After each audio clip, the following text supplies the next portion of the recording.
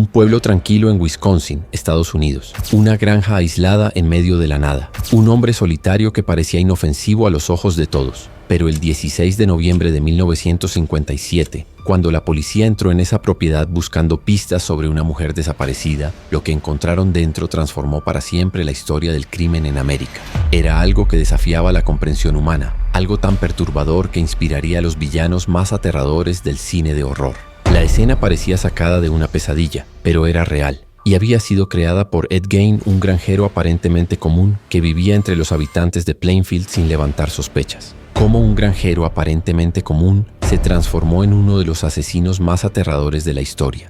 ¿Qué sucede dentro de la mente de alguien capaz de transformar cadáveres en objetos cotidianos? Este es el caso de Ed Gein, el carnicero de Plainfield, el hombre cuya historia cruzó la línea entre la realidad y el horror, y cuyo legado todavía nos persigue décadas después.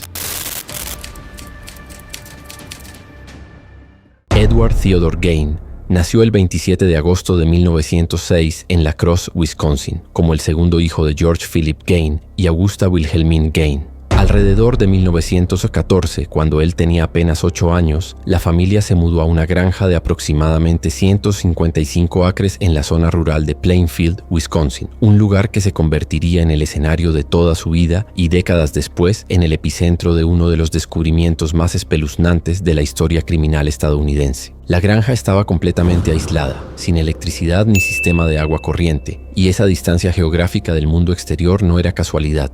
Era parte de un plan deliberado. Augusta, la madre de Ed, quería mantener a sus hijos alejados de lo que ella consideraba las influencias corruptoras de la sociedad moderna, y ese aislamiento garantizó que él y su hermano mayor Henry crecieran prácticamente sin contacto social fuera de la escuela. Augusta ejercía un control absoluto sobre la educación de sus hijos, y su visión del mundo estaba profundamente marcada por una religiosidad extrema y puritana. En casa leía versículos bíblicos constantemente, principalmente del Antiguo Testamento y del Apocalipsis, enfatizando conceptos de castigo divino, pecado y la corrupción inherente del mundo exterior. La madre doctrinaba a sus hijos con pasajes sobre la condenación eterna, enseñándoles que todas las mujeres, excepto ella misma, eran instrumentos del mal y que el sexo era una abominación que llevaba al infierno. Criticaba ferozmente la ropa femenina que consideraba indecorosa, el maquillaje, las modas modernas, y veía en las mujeres un carácter promiscuo o una fuente de pecado. Esa creencia puritana garantizó que Ed y Henry fueran prohibidos de hacer amistades o iniciar cualquier tipo de relación con mujeres, reforzando su aislamiento y moldeando una visión completamente distorsionada del sexo opuesto. Muchos especialistas señalan esta visión distorsionada aprendida de su madre como el gatillo que transformaría a Ed Gein en un monstruo. Si la presión de Augusta era asfixiante, el padre tampoco ayudaba en nada. George Gein trabajaba como carpintero, curtidor y en otros oficios, pero era conocido por tener problemas serios con el alcohol y un comportamiento violento. Augusta lo trataba con desprecio, muchas veces llamándolo débil frente a sus hijos, lo que contribuía a la dinámica disfuncional de la familia. El padre era menos presente en la educación moral de los niños, pero cuando intervenía lo hacía con violencia física. Llegaba a golpear a Ed en la cabeza con tanta fuerza que, según su propio relato años después, sus oídos zumbaban durante horas. El hermano, Henry, en cierto momento comenzó a cuestionar la relación enfermiza entre Ed y Augusta, lo que generó una tensión creciente. Henry era más independiente y con el tiempo empezó a criticar abiertamente a la madre y su influencia tóxica sobre él, algo que molestaba profundamente a Ed, quien idolatraba a Augusta y no toleraba ninguna palabra en su contra. Debido a la doctrina constante y al aislamiento extremo, Ed Gein era excesivamente tímido y socialmente desajustado en la escuela. Tenía dificultades para interactuar con otros niños y a veces soltaba risas aparentemente aleatorias en clase, como si estuviera riendo de cosas que solo él podía entender. Siempre que intentaba algún tipo de contacto social, era reprendido severamente por su madre al llegar a casa. Augusta castigaba cualquier interacción que considerara inapropiada, todo bajo el pretexto de proteger a su hijo de las malas influencias del mundo exterior. Todo ese control, toda esa represión, fue creando gradualmente una idolatría hacia la figura de la madre. El joven Ed desarrolló una fijación emocional y, según análisis posteriores, incluso erótica en la figura materna, contrastándola con el odio y la repulsión que Augusta le enseñó a sentir por todas las demás mujeres. Si por un lado veneraba a su madre como un ser puro e intocable, por otro manifestaba una profunda repulsa por las mujeres que representaban lo que Augusta llamaba indecente o promiscuo, como si todas fueran una amenaza a la pureza que ella encarnaba. Ese ambiente de represión religiosa, violencia doméstica, aislamiento social y devoción enfermiza fue el inicio de una mente que pronto cruzaría cualquier límite moral. El padre de Ed Gein, George Philip Gein, murió el 1 de abril de 1940 a los 66 años por insuficiencia cardíaca agravada por el alcoholismo crónico. Su muerte no representó un gran impacto emocional para Ed, quien siempre había visto a su padre como una figura débil y ausente, alguien despreciado incluso por Augusta. Pero 4 años después, el 16 de mayo de 1944, ocurrió un incidente que marcaría el inicio de las sospechas sobre Ed Gein. Ese día, Ed y Henry estaban quemando vegetación en la propiedad en un incendio controlado, una práctica común en granjas rurales. Sin embargo, después del incendio, Henry desapareció. Su cuerpo fue encontrado horas más tarde en un área que curiosamente no mostraba señales de haber sido afectada por el fuego. El informe oficial del forense registró asfixia como causa de muerte, pero el cuerpo de Henry presentaba contusiones en la cabeza, algo que no coincidía con la versión de un accidente durante el incendio.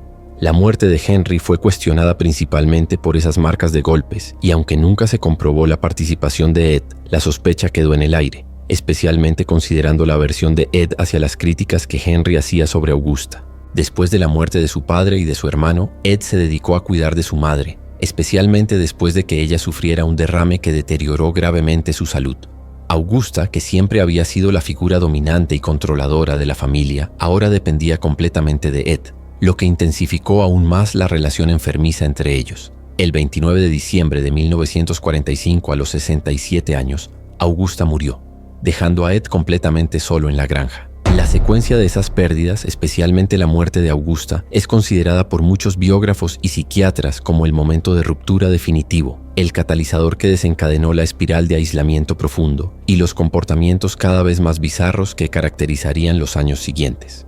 Después de la muerte de Augusta, Ed aisló el cuarto de ella, transformándolo en una especie de santuario intocado. Mientras el resto de la casa se deterioraba con el paso de los años, con paredes mohosas, muebles decadentes y basura acumulada, los espacios asociados a la madre permanecían intactos, limpios y organizados, como si el tiempo no pudiera tocarlos. Esa división simbólica entre el cuarto limpio y venerado de la madre versus una casa inmunda y en ruinas era un reflejo directo de su mente, donde la madre representaba la pureza absoluta y el resto del mundo era caótico, sucio y corrupto. Los psiquiatras que evaluaron a Ed después de su arresto sugirieron que al verse completamente solo y sin la figura dominante que había controlado toda su vida, Gein buscó en los crímenes una manera macabra de traer a su madre de vuelta, o de castigar a las mujeres que al recordársela encarnaban la aversión que sentía. Después de la muerte de sus familiares, Ed continuó viviendo solo en la granja de Plainfield, cada vez más aislado del mundo exterior. Aceptaba pequeños trabajos esporádicos como jardinería y reparaciones menores en casas de vecinos. Y irónicamente, era visto como un hombre confiable por la comunidad.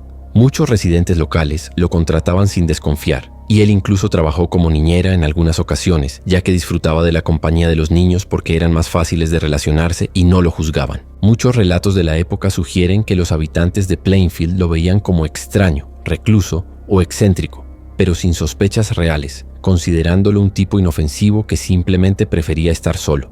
Nadie sospechaba que detrás de esa fachada retraída se escondía el futuro carnicero de Plainfield. Con el tiempo, Ed pasó a convivir más con sus propias fantasías y delirios internos, sin interferencias externas que lo confrontaran con la realidad. Sin red social, sin interlocutores reales que cuestionaran sus pensamientos, su mente se cerró en sí misma, y el poco contacto que Ed Gein tenía con la realidad se deshizo por completo. El vacío dejado por la figura dominante de la madre no fue llenado con interacciones sociales saludables, sino con la lectura obsesiva de libros sobre anatomía humana, taxidermia y atrocidades. Ese tipo de aislamiento extremo, aliado a una personalidad ya marcada por miedos religiosos y represiones maternas, facilitó el surgimiento de compulsiones cada vez más mórbidas. ¿Qué pasa en la mente de alguien que vive completamente solo, sin nadie que lo ancle a la realidad, rodeado solo por los fantasmas de su pasado? Con Augusta muerta, Ed Gein quedó solo. El último vínculo con su mundo había sido cortado. Muchos estudiosos consideran esa pérdida el catalizador que precipitó la caída total de su mente hacia el comportamiento psicopático. A partir de ese momento, sus delirios macabros comenzaron a tomar forma, y años después conmocionarían a la pequeña ciudad de Plainfield. El 16 de noviembre de 1957, Bernice Worden, de 58 años, dueña de una ferretería en Plainfield, Wisconsin, desapareció. Esa mañana ya había indicios de que algo extraño había ocurrido. El camión de la tienda fue visto saliendo por la parte trasera alrededor de las 9:30 de la mañana y el establecimiento permaneció cerrado todo el día, algo inusual tratándose de un sábado, uno de los días de mayor movimiento comercial. El hijo de Bernice, Frank Worden, que era subsheriff local, fue una de las primeras personas en desconfiar cuando encontró la tienda cerrada con llave, la caja registradora abierta y manchas de sangre en el piso. La escena sugería que algo violento había ocurrido, pero no había rastro de Bernice por ningún lado. La noche anterior a la desaparición, Ed Gein había sido visto conversando con Bernice Worden en la ferretería. Él había mostrado interés en comprar un galón de anticongelante, pero dijo que pasaría al día siguiente para recoger el producto. Justamente el recibo de esa venta era el último recibo emitido por la tienda antes de que Bernice desapareciera, y ese pequeño pedazo de papel se convirtió en la pista crucial que conectó a la desaparición directamente con Ed Gein. Frank Worden, al revisar los registros de la tienda y recordar la conversación que su madre había mencionado la noche anterior, inmediatamente identificó a Ed como el principal sospechoso. La conexión era clara. Ed había estado allí, había mostrado interés en un producto específico, y ahora su madre había desaparecido en circunstancias violentas. En la noche del 16 de noviembre de 1957, el sheriff Arthur Schley, su delegado y otros oficiales se dirigieron a la granja de Gein, armados solo con una sospecha y la esperanza de encontrar alguna explicación. La expectativa de la policía era localizar a Ed Gein en su propiedad aislada y confrontarlo con las preguntas sobre el paradero de Bernice. Sin embargo, al llegar a la granja, la casa estaba en silencio y, inicialmente, parecía vacía. Ed Gein no estaba allí. Fue localizado poco después en West Plainfield, una pequeña comunidad vecina dentro de una tienda de abarrotes local. Su comportamiento llamó la atención de los oficiales. En el momento en que todos en el pueblo comentaban sobre la desaparición de Bernice, él se mostraba calmado y despreocupado, como si nada hubiera sucedido. Al ser localizado, fue inmediatamente detenido sin ofrecer ninguna resistencia y llevado a la comisaría para prestar declaración. En ese momento, Ed era solo un sospechoso. Después de la detención, la policía consiguió una orden judicial para realizar una búsqueda exhaustiva en la granja de Ed Gein. Las autoridades llegaron a la propiedad esperando encontrar alguna pista o vestigio que pudiera ayudar en la investigación, pero lo que encontraron fue algo mucho más macabro de lo que cualquiera podría haber imaginado.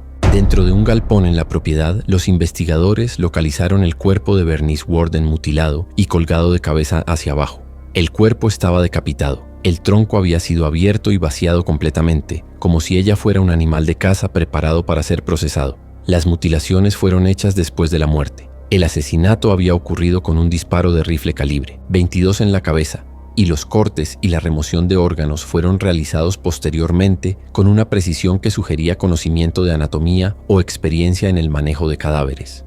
La escena era terrible, perturbadora, algo que ninguno de los oficiales presentes olvidaría jamás. Pero a pesar de lo horrible que era esa imagen, ella era solo el comienzo de un terror aún mayor. Dentro de la casa de Ed, la policía encontró varios objetos hechos con restos humanos de múltiples víctimas diferentes. Máscaras confeccionadas con rostros humanos desollados, cuencos hechos con cráneos, sillas tapizadas con piel humana, cinturones hechos con pezones y hasta un traje de mujer completo hecho de piel humana cocida. De una hora para otra, aquel pacífico pueblo de Wisconsin se convirtió en el epicentro de uno de los asesinos más perturbadores de la historia estadounidense. Después del descubrimiento del cuerpo de Bernice Worden y de los horrores encontrados dentro de la granja, Ed Gein, que antes era solo un sospechoso, fue formalmente arrestado por homicidio. Durante el interrogatorio inicial, Gein, con su personalidad tímida y retraída, no demostró la violencia que la escena del crimen sugería. Se mantuvo en gran parte pasivo y apático, pero finalmente comenzó a hablar. En los primeros interrogatorios, Gein alternó entre negaciones parciales y admisiones graduales, exhibiendo una frialdad y aparente disociación que dejó perplejos a los investigadores. Ed confesó haber disparado y matado a Bernice Worden, pero describió el crimen de una manera extrañamente distante, diciendo a los investigadores que estaba medio en estado de torpor durante el acto, una descripción que más tarde sostendría su defensa de insanidad mental. Sin embargo, lo que más sorprendió a las autoridades no fue la confesión del asesinato de Bernice, sino lo que Ed reveló después. Durante el interrogatorio, cuando fue confrontado sobre los múltiples restos humanos encontrados en su propiedad, Ed admitió que había varios cuerpos de mujeres, pero insistió en que no las había matado. Gain confesó que después de la muerte de su madre en 1945, había comenzado a hacer visitas nocturnas a los cementerios locales. Leía los obituarios en los periódicos y seleccionaba cuidadosamente a mujeres recién sepultadas en Plainfield que le recordaran a Augusta. Iba a los cementerios poco después del funeral, cuando la tierra todavía estaba suelta, y exhumaba los cadáveres solo durante la madrugada, trabajando en completo silencio y oscuridad. Gain confesó haber visitado tumbas hasta 40 veces entre 1947 y 1952, y en al menos 9 de esas ocasiones exhumó los cuerpos de mujeres de mediana edad que creía que se parecían a su difunta madre. Ed Gain explicó a los investigadores que usaba los cadáveres para montar un traje de mujer con el objetivo de poder convertirse en su madre, literalmente entrar en su piel. Dijo además que cuando realizaba esas exhumaciones estaba en completo estado de trance y que algunas veces llegó a desistir justo en medio del proceso, dejando el cuerpo parcialmente exhumado y huyendo del cementerio preso del miedo o la confusión. Esa confesión reveló una dimensión psicológica profundamente perturbadora. Ed no estaba simplemente coleccionando trofeos macabros, estaba intentando literalmente transformarse en su madre, la única mujer que consideraba pura e intocable. Dentro de la casa, la policía documentó meticulosamente una colección de objetos hechos con restos humanos de los cadáveres robados. Máscaras de piel confeccionadas con rostros humanos desollados y preservados, cuencos hechos con la parte superior de cráneos humanos, sillas y un asiento de sofá tapizados con piel humana, cinturones hechos con pezones humanos cosidos, y el infame traje de mujer, completo hecho de piel humana, que Gain confesó usar en la intimidad de su granja aislada. Además de todo eso, fueron encontrados el cuerpo mutilado de Bernice Worden y la cabeza humana de otra mujer que pronto sería identificada, Mary Hogan. Gain confesó haber matado a Mary Hogan, una mujer que había desaparecido años antes. Mary Josephine Hogan era dueña de un bar en la región de Pine Grove y tenía 51 años en la época de su desaparición. El 8 de diciembre de 1954, Mary desapareció de su propio bar en circunstancias muy similares a las de Bernice Worden. Testigos relataron haber visto a Mary en la taberna poco antes de su desaparición. La policía, al investigar en aquel momento, encontró vestigios de sangre en el lugar e indicios de que había sido víctima de violencia, y la caja registradora estaba abierta, una escena casi idéntica a la de la ferretería de Bernice. El cuerpo de Mary Hogan, sin embargo, nunca fue encontrado en aquel entonces, y el caso se enfrió con el paso del tiempo. El caso de Mary solo fue conectado a Ed Gain después de su arresto, cuando en su granja encontraron la cabeza de Mary Hogan y una máscara hecha con su rostro. Según testigos, Ed Gain frecuentaba el bar de Mary, y en interrogatorios posteriores, Gain admitió haberle disparado. Ed explicó que tanto Bernice Worden como Mary Hogan le recordaban a su madre, Augusta Gain, activando su fijación enfermiza y su aversión por las mujeres que, paradójicamente, se parecían a la única mujer que amaba. El horror de Plainfield no estaba solamente en los crímenes en sí, sino en el hecho de que el monstruo se había escondido a la vista de todos, personificado por un hombre que parecía el más inofensivo de los vecinos. Después de que los crímenes salieron a la luz, reporteros del mundo entero descendieron sobre la pequeña Plainfield, transformando la pacífica ciudad en un circo mediático.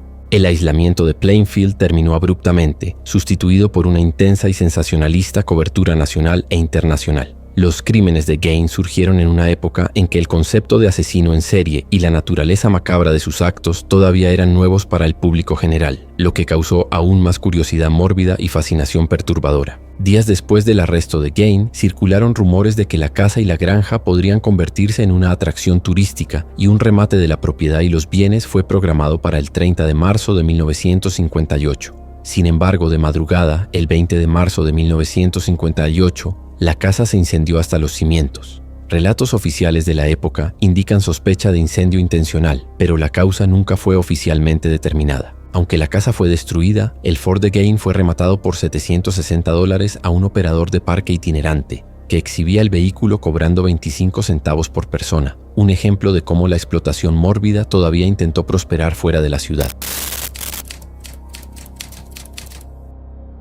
Ed Gain fue formalmente acusado del homicidio de Bernice Worden el 21 de noviembre de 1957, apenas 5 días después de su arresto. La acusación se centró en ese caso porque era el más reciente y contaba con más pruebas físicas directas, incluyendo el cuerpo de la víctima, el recibo que lo conectaba a la escena y su propia confesión. Ed se declaró inocente por razón de insanidad y, en ese momento, fue considerado incapaz de enfrentar un juicio. En enero de 1958, después de evaluaciones realizadas por psiquiatras y psicólogos, Gain fue diagnosticado con esquizofrenia y psicopatía sexual. Los especialistas concluyeron que él era incapaz de participar en su propia defensa y comprender los procedimientos legales, por lo que fue enviado al Central State Hospital, un hospital psiquiátrico en Waupun, Wisconsin, donde permanecería internado durante casi una década. Después de casi 10 años de reclusión y tratamiento psiquiátrico, en 1968, los médicos atestiguaron que Gain ya podía participar en su propia defensa. El juicio finalmente comenzó el 7 de noviembre de 1968 sin jurado, a pedido de la propia defensa, que argumentó que la publicidad extrema del caso imposibilitaría un juicio justo. El 14 de noviembre de 1968, el juez Robert Goldmar declaró a Gain culpable del homicidio de Bernice Worden, pero determinó que en la época del crimen, Gain era legalmente insano. Esa decisión significaba que Ed no sería enviado a prisión, sino que retornaría al hospital psiquiátrico para cumplir su condena por tiempo indeterminado. Después del juicio, Ed Gain fue transferido al Mendota Mental Health Institute en Madison, Wisconsin, donde pasaría el resto de su vida. Dentro del hospital psiquiátrico, Gain era frecuentemente descrito por el cuerpo clínico como un paciente modelo. Era dócil, tranquilo, cooperativo y participaba de las actividades sin causar problemas. Esa descripción contrasta profundamente con los horrores que había cometido, y muchos que trabajaban con él encontraban difícil reconciliar la imagen del anciano tranquilo con el monstruo que había aterrorizado Plainfield. En 1974, Ed todavía intentó peticionar por su libertad, alegando haber recuperado la sanidad y, por lo tanto, no haber motivo para permanecer internado en un hospital psiquiátrico. Un juez determinó una nueva pericia psiquiátrica antes de decidir y después del análisis. Las evaluaciones indicaron la persistencia de un trastorno mental grave y un riesgo incompatible con el retorno a la convivencia social. En la práctica, el tribunal entendió que él no cumplía los criterios para la liberación y su petición fue negada. Ed Gain nunca llegó a ser juzgado por el asesinato de Mary Hogan, a pesar de haber confesado el crimen y de que su cabeza fue encontrada en su propiedad. La decisión de no llevar adelante ese proceso fue principalmente práctica y económica. El pequeño condado de Plainfield tendría que asumir nuevamente los costos de peritos psiquiátricos, gastos de seguridad, cadena de custodia, eventual cambio de foro y mantenimiento de jurados. Todo para un acusado que ya había sido considerado legalmente insano e internado por tiempo indeterminado después del veredicto en el caso Worden. Las autoridades consideraron que no había sentido práctico en gastar recursos públicos adicionales cuando el resultado sería inevitablemente el mismo: internación psiquiátrica indefinida. Ed Gain murió en el Mendota Mental Health Institute en Madison, Wisconsin, el 26 de julio de 1984 a los 77 años. Su muerte fue resultado de insuficiencia respiratoria complicada por cáncer de hígado.